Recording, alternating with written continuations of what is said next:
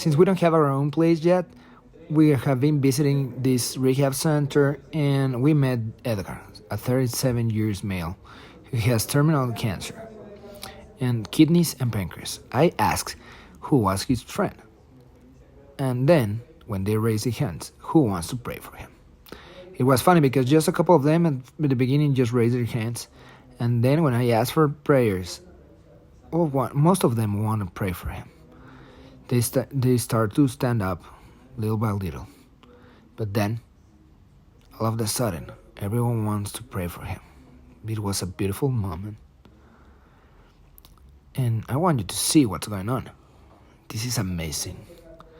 These guys, most of them, have never heard the gospel before. We just shared the gospel with them a couple of minutes earlier. And all of a sudden, all of them want to lay hands on this guy. They are not believers there. But they start believing in something else. They start believing in love. The presence of the Lord was so intense that a couple minutes later that we started praying for him, I asked them if they want to receive the Lord. Most of them said yes, and they start repeating a prayer of faith with me. It was a beautiful moment. I want you to hear them.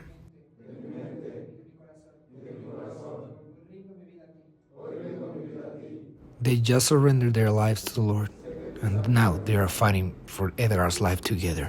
It was amazing. It was a glorious moment. All these guys just falling in love with Jesus, receiving him and accepting him as their King and Savior. It was so beautiful. His presence was undeniable. The heaviness of his glory was just right there. But this guy in the white shirt, he was so angry and trying to believe so hard. So all of a sudden, I called him out to stand up and pray with us. I will highlight that because you will know something about him later in another testimony. It was beautiful. So we kept praying for Edgar a couple of minutes more. And then, a week later, this happens. Del sábado pasado para acá, Edgar, que tenía cáncer terminal, ¿no? ¿Qué ha sucedido en tu cuerpo? Ha bajado completamente. ¿En dónde estaba el cáncer? En el riñón y estaba haciéndose metástasis en el intestino grueso y páncreas. Ok. ¿Y hoy cómo está tu cuerpo? ¿Cómo está de dolor? Mi dolor era intenso, no podía caminar, tenía la pierna súper inflamada, reteniendo líquidos hasta la rodilla y ahora no tengo nada, o sea, mi dolor de la rodilla y de mi pierna ya no, la inflamación no está, el dolor es uno comparado a lo que sentía. Hoy puedo caminar nuevamente sin necesidad de sostenerme en una pared. Ok. ¿Qué le pasó a la inflamación de tu pierna? Bajó completamente. Okay. Bajó completamente, solamente solamente es Dios el único que ha hecho esto. Okay. ¿Estás tomando algún medicamento para el dolor? Ninguno. Okay. Ningún medicamento estoy tomando para el dolor. Gracias, Edgar. Now we are waiting for the test, but we know the Lord's going to do it. And now we're giving away Bibles. We have been giving around 40 Bibles already. These guys are so hungry for them. They just can't stop. We have been there every Saturday. Now this is Julio. His girlfriend committed suicide and he is so angry, or was so angry and sad, and he was unable to connect with his feelings.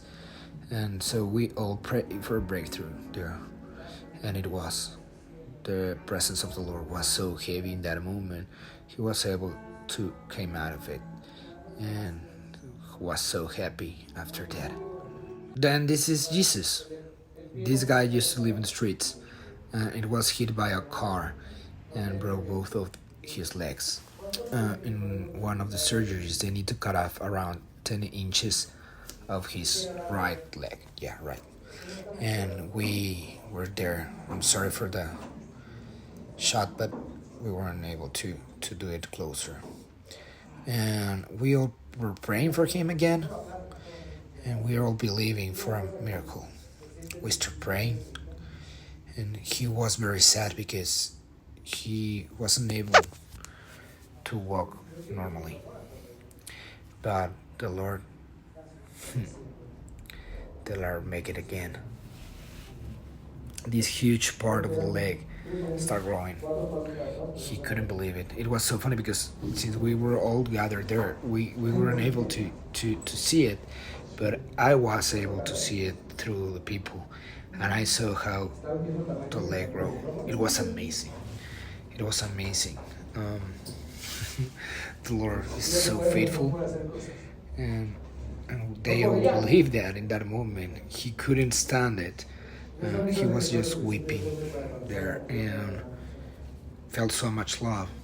He told me that he has never felt that much love in his life.